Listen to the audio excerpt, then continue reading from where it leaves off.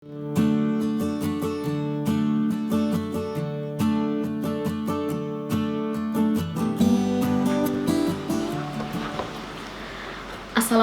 warahmatullahi wabarakatuh. Teman-teman semuanya, salam kenal. Saya Hetias, working mom yang suka belajar. Dan saya ibu dari 2 anak, yang satu umur 4 tahun dan yang satunya umur 2 tahun. Ketika saya tahu di Salimah ini ada kompetisi video, saya sangat antusias karena ini adalah kesempatan saya untuk bisa berbagi, sharing kepada teman-teman semuanya, yang artinya adalah kita semua masih sama-sama belajar.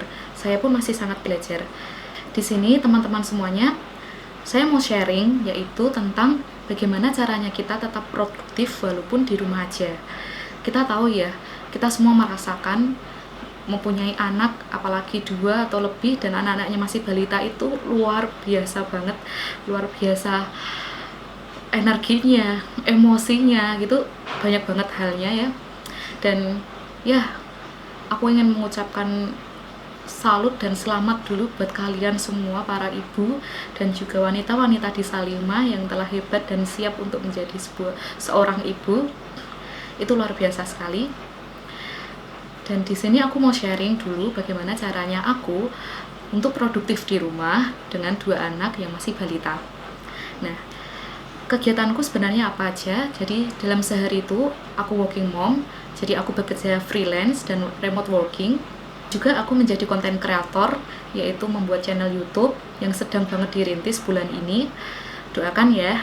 Pertanyaan, gimana sih caranya bisa produktif padahal punya 2 anak? Loh, kok kamu bisa sih foto-foto produk, bisa bikin ini itu gitu kan? Padahal kan di rumah ada 2 bocah gitu, dan juga ada rumah gitu. Kok bisa? Nah, di sini aku mau sharing tips yang pertama dari aku untuk ibu-ibu agar bisa produktif di rumah, agar teman-teman Salimah semua bisa produktif walaupun di rumah aja. Tips yang pertama adalah menerima keadaan. Kita terima dulu keadaan yang ada, kita netralkan emosi kita.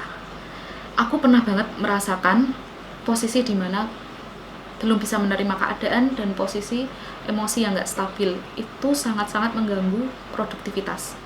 Itu sangat mengganggu sekali. Karena di situ kita pertama jadi nggak fokus, kedua sering blank, kita tanpa arah, tanpa tujuan, yang sebenarnya adalah karena emosi jiwa kita gitu loh. Pertama, netralkan dulu emosi, kita terima dulu keadaannya. Dan yang kita tahu ya, bahwa menerima takdir itu adalah pahala juga, itu adalah bagian dari ibadah. Kita terima dulu segala keadaan yang ada, menjadi bagian dari kehidupan yang memang harus kita lewati, kehidupan yang memang harus kita lalui dan kita perjuangkan.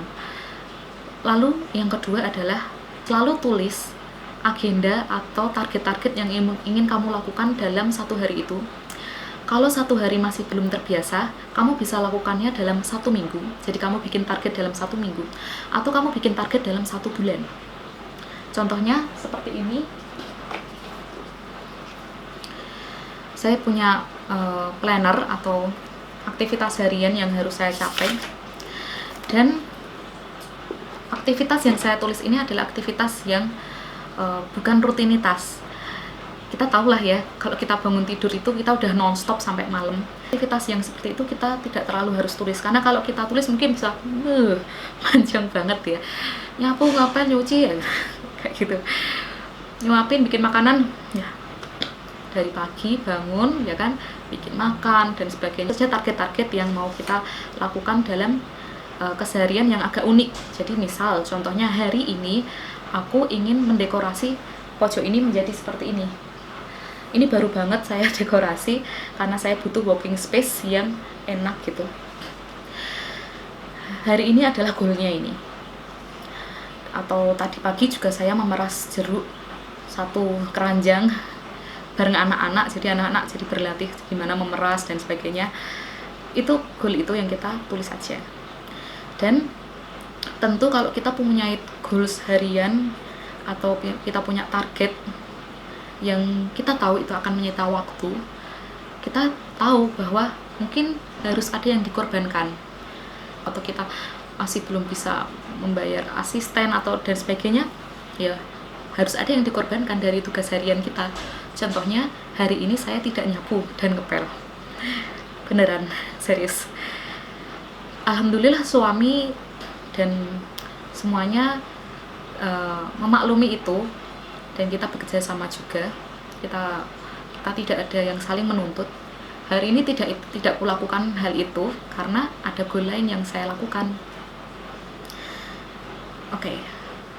Dan yang ketiga itu adalah apresiasi diri sendiri, hargai diri sendiri, dan cintai juga diri sendiri. Aku tahu kamu yang menonton ini atau kalian semua itu sudah melewati banyak hal yang berat. Kita sudah melewati banyak hal yang tidak pernah terbayangkan sebelumnya. Kita apresiasi diri kita. Kita apresiasi, terima kasih pada diri kita bahwa kita sudah bisa melalui semua itu. Dan dalam setiap hari itu kita apresiasi juga, alhamdulillah hari ini aku bisa menahan emosi, tetap tersenyum kepada anak walaupun sebenarnya emosi banget karena gemes gitu ya. Tapi alhamdulillah gak jadi marah. Suatu hal sederhana kayak gitu tuh itu pencapaian loh. Itu suatu goal yang luar biasa ya enggak? Jadi jangan disepelekan hal-hal sederhana yang bisa kita lakukan. Gak harus goal atau target itu berupa materi, nggak harus, tapi berupa hal yang seperti itu tuh itu dia udah bagus gitu loh. Dan terakhir adalah pesan yang jangan sampai ditinggalkan, yaitu selesaikan dulu aktivitas pagi kita dan malam kita. Aktivitas apa itu? Yaitu dzikir pagi. Jadi kalau bangun tidur kita langsung dzikir pagi. Kita dzikir pagi, selesaikan sebelum anak-anak bangun ya kan.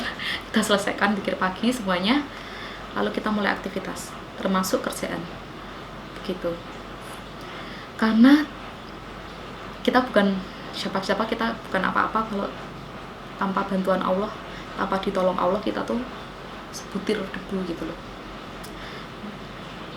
Jadi 3 itu saja tips dari aku untuk teman-teman semua yang menonton video ini. Oh iya, terakhir kelupaan. Jadi lingkungan yang mendukung dan mensupport, lingkungan yang berfaedah gitu tuh penting juga loh. Dan salah satunya adalah lingkungan seperti Salimah ini, persaudaraan muslimah.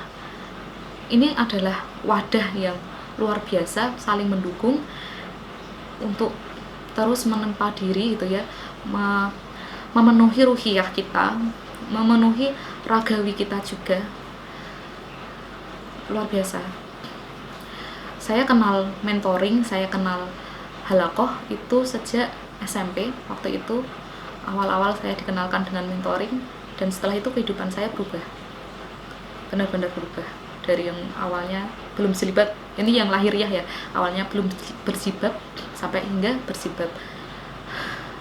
Semoga kita semua selalu Allah lindungi, selalu Allah cintai. Semoga kita semua terlindung gitu ya dari akhir zaman ini. Jadi begitu ya, tidak ada alasan lagi, walaupun kita selalu di rumah kita tidak ada alasan lagi untuk tidak produktif. Jangan jadikan anak sebagai alasan dan hambatan, jangan jadikan keadaan kita sebagai alasan dan hambatan juga, karena yaitu suatu tantangan yang sebenarnya harus kita pecahkan. Semoga kalian semua tetap semangat. Sampai ketemu lagi di kesempatan yang lain. Terima kasih semuanya. Wassalamualaikum warahmatullahi wabarakatuh.